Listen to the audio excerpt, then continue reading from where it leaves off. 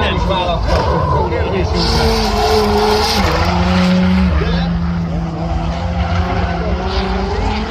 Menni a pályán ugyebár. Mert akkor Gazó Bence az élő. Odaér!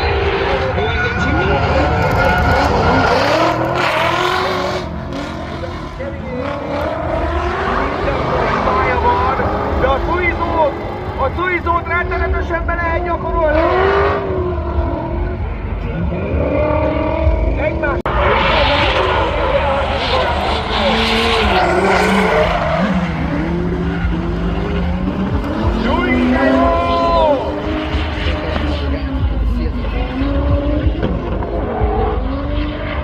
Hát én nagyon sajnálom, hogy a fordított felállás nem tudtam megtekinteni. Hogy tapad Fozekos Máté, gyerekek? Mi van? Hol vagytok?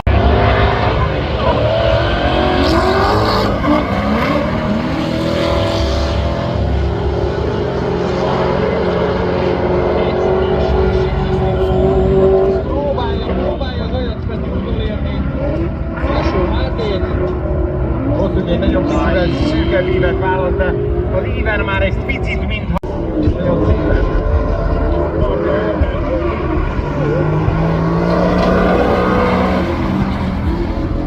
Nagyon agresszíven próbálta megtámadni Réphei Petit és Orbán Zsombit.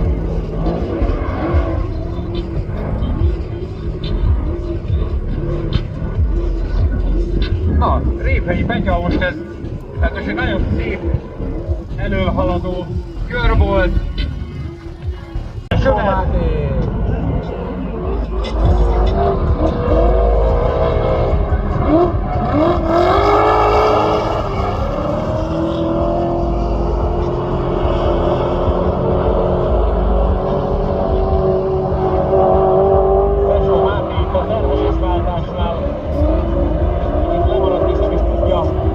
Dolgozni. A hátrányát, micsoda füstbe borítják itt a fiúk a pályát.